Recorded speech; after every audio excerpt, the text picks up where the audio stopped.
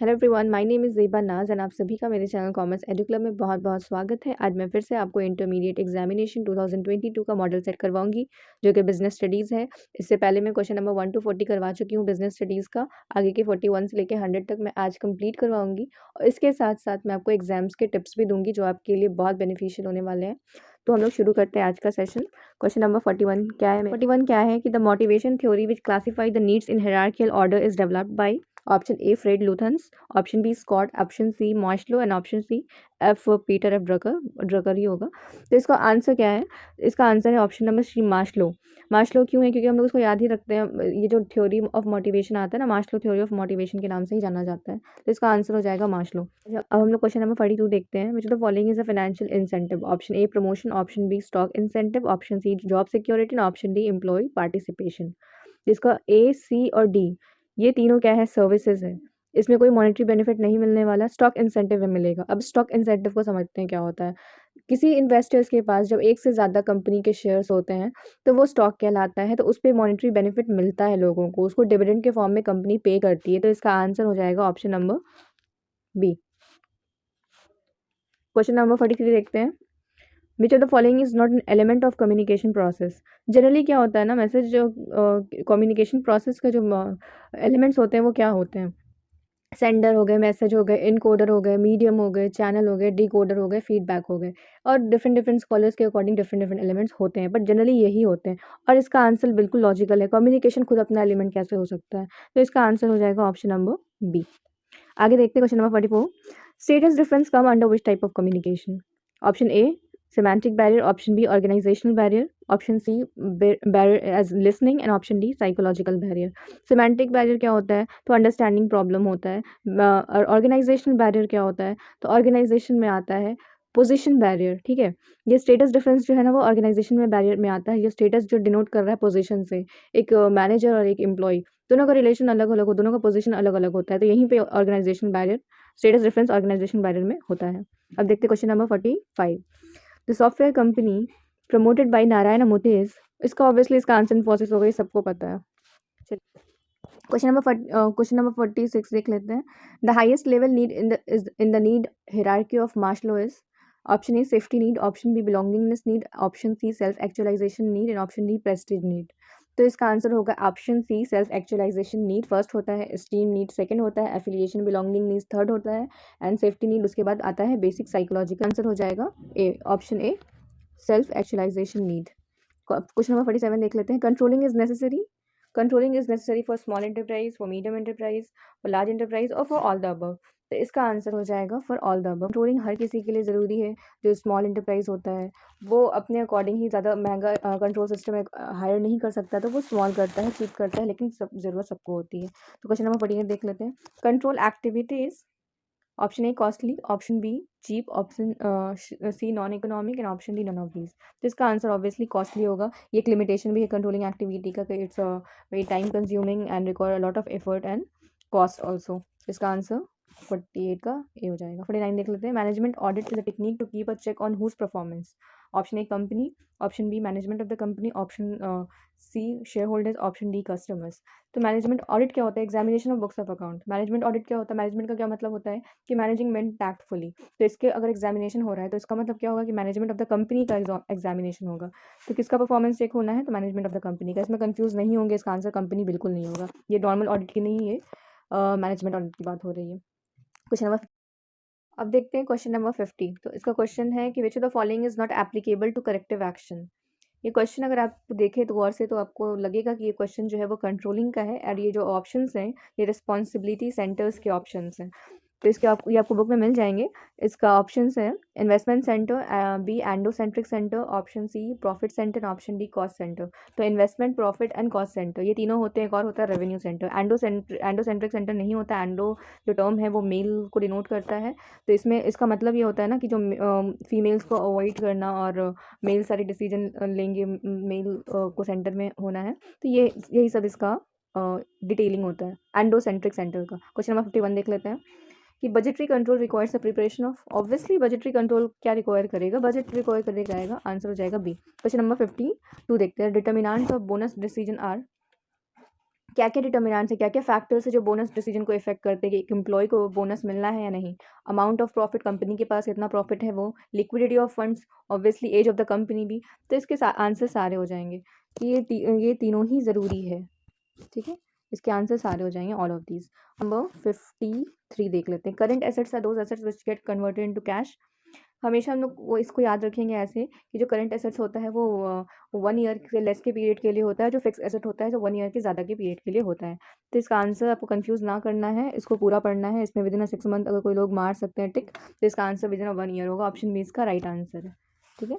Question number 54 देखते हैं। The part of management which is connected with the financial activities is called. देखिए इस question को अच्छे से समझिए। क्वेश्चन कह रहा है कि जो मैनेजमेंट का जो कौन सा पार्ट है ये तीनों पार्ट में, कि जो फाइनेंशियल एक्टिविटी से कनेक्टेड होते हैं, जो पर्सनल हो गए, जो ह्यूमन रिसोर्स को मैनेज करते हैं। ऑब्वियसली फाइनेंस उसमें भी चाहिए होता है, फाइनेंशियल में तो चाहिए ही, प्रोडक्शन में भी बिना फाइनेंस के तो कुछ होगा नहीं। तो ये तीनों ही इसका करेक्ट ऑप्शन होगा, तो इसका ऑप्शन हो जाएगा डी। ऑल ऑफ दीज का आंसर हो जाएगा। क्वेश्चन नंबर 55 देख लेते हैं। Investment decision in fix assets is called. देखिए इसको भी आप हमेशा याद रखिएगा कि जो फिक्स एसेट्स की जब बात होगी, जो कोई भी डिसीजन होगा वो कैपिटल बजटिंग होगा।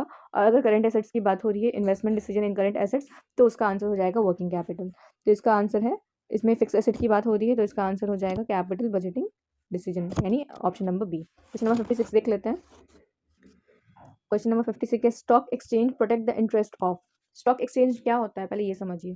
स्टॉक एक्सचेंज क्या होता है? ऐसा प्लेस जहाँ पे क्या होती है, बाइंग एंड सेलिंग होती है सिक्योरिटीज़ की, यानी बॉन्ड्स और शेयर्स, कंपनी के ऐसी कंपनी की सिक्योरिटीज़ जो कि लिस्टेड है स्टॉक एक्सचेंज में।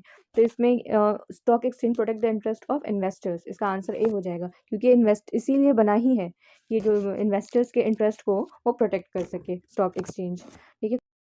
क्वेश्चन नंबर 57 है मेरा। Repo is option A repurchase agreement, B Reliance petroleum, C read in process and D none of these. तो इसका आंसर हो जाएगा ऑप्शन ए रीपर्चेज एग्रीमेंट। क्यों, रिपो क्या होता है, तो मैं आपको थोड़ा सा इंट्रोडक्शन दे देती हूँ। जो जो डीलर्स होते हैं ना गवर्नमेंट सिक्योरिटीज़ की, वो क्या करते हैं, इन्वेस्टर्स को फाइंड कर करके उनको एक एग्रीमेंट दे करके इनको आप अभी मुझसे ये सिक्योरिटीज़ खरीद लीजिए, बट फ्यूचर में मुझे आपको रिटर्न करना पड़ेगा मुझे।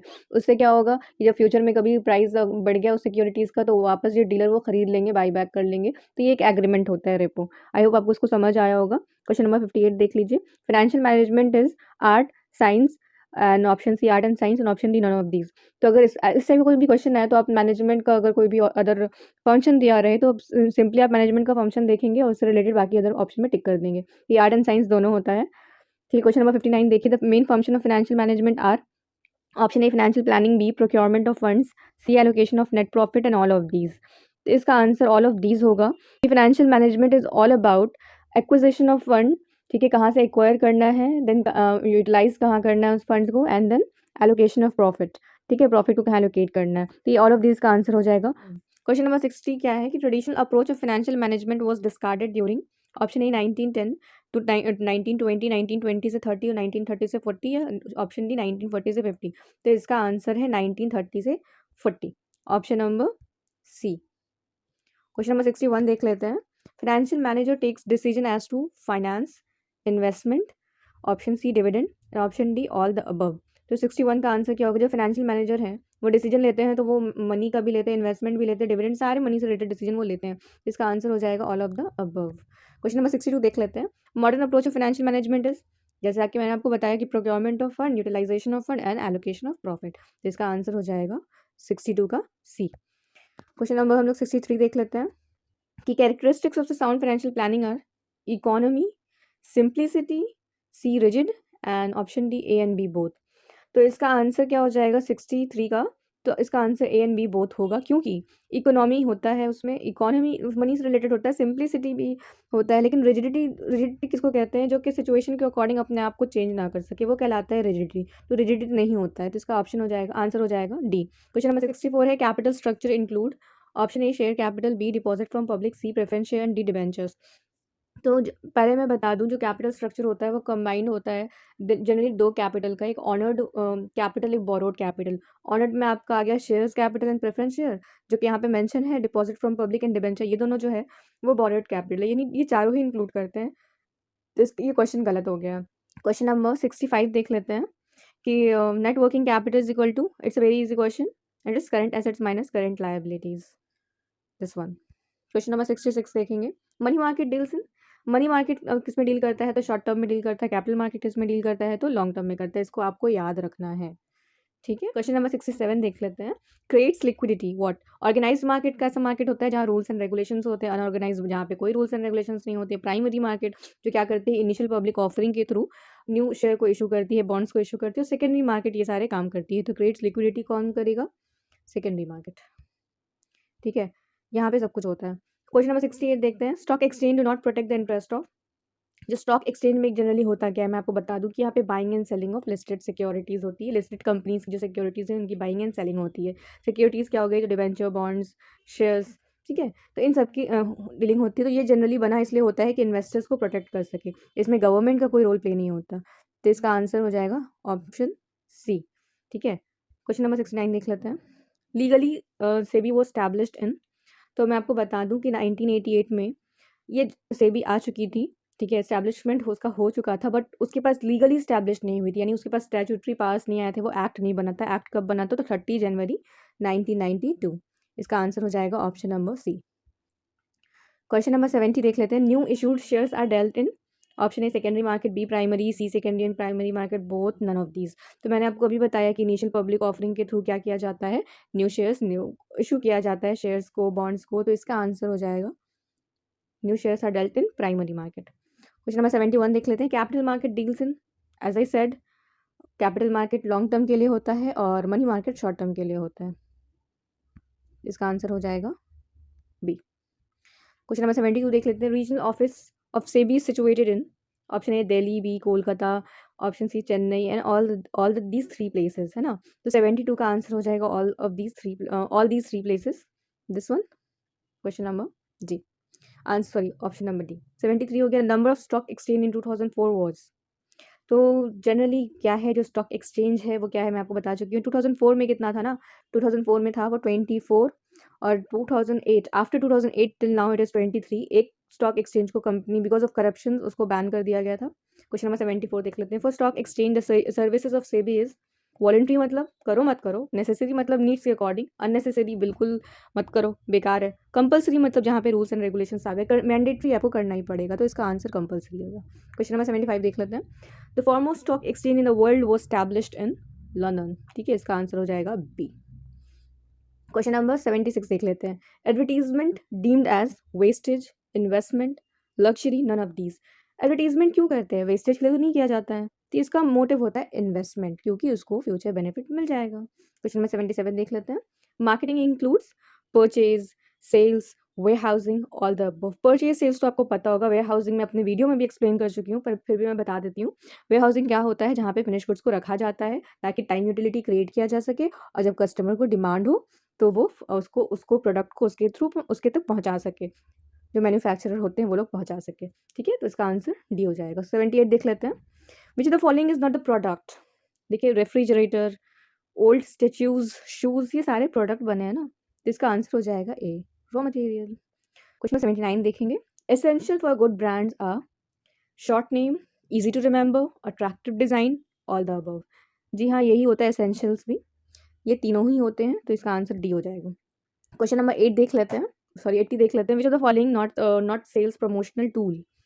सैम्पल्स, सैम्पल से सेल्स को प्रमोट किया जाता है ऑब्वियसली।